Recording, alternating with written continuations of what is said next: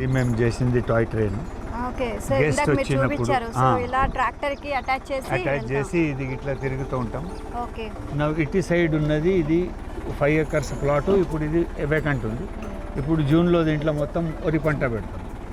Next year ఇక్కడ కూరగాయలు వస్తాయి, వరి పంట అక్కడికి వెళ్తాయి. ఇట్లా ఆల్టర్నేట్ చేస్తూ ఉంటాం. ఇటు సైడు మొత్తం ఇది మామిడి తోట, వేరే వేరే రకాలు నేను చెప్పింది. This total plot is 6 acres ఇక్కడ ఉంది, 6 acres ఇక్కడ ఉంది.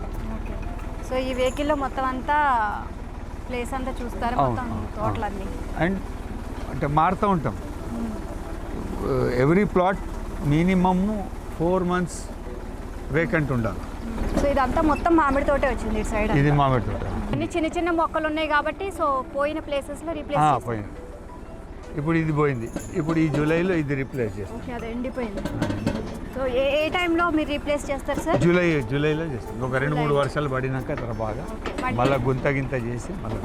ఓకే సో ఇప్పుడు ఇంతకు ముందు మీరు ఇవి చెప్పారు 2 పోయినాయి. ఇవి 2 ఇట్లా ఒక 10-12 పోతూ ఉంటాయి ఎవ్రీ ఇయర్. సో ఏదైతే నర్సరీలు చెప్పారో ఇంతకు ముందు అదే నర్సరీలో తీసుకొస్తారా మీరు? ఇదంతా కూడా ఆకుకూర వేసినట్టున్నారు ఇక్కడ.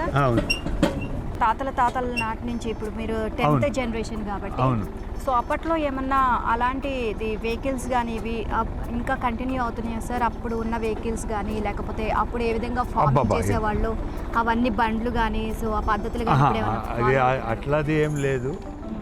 కానీ ఒక బండి మాత్రం ఎడ్ల బండి ఒకటి నేను చేపించిన. ఇప్పుడైతే ఇక్కడ బండ్లు గిట్ట ఏం కనిపించడం లేదు.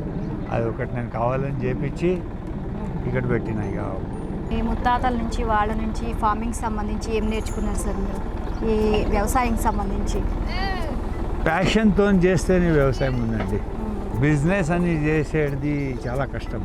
మన దగ్గర అగ్రికల్చర్ ట్యాక్స్ ఫ్రీ ఉంది.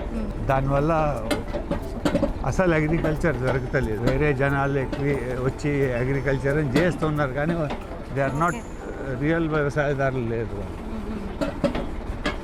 దట్ ఈస్ వన్ చిన్న ప్రాబ్లం.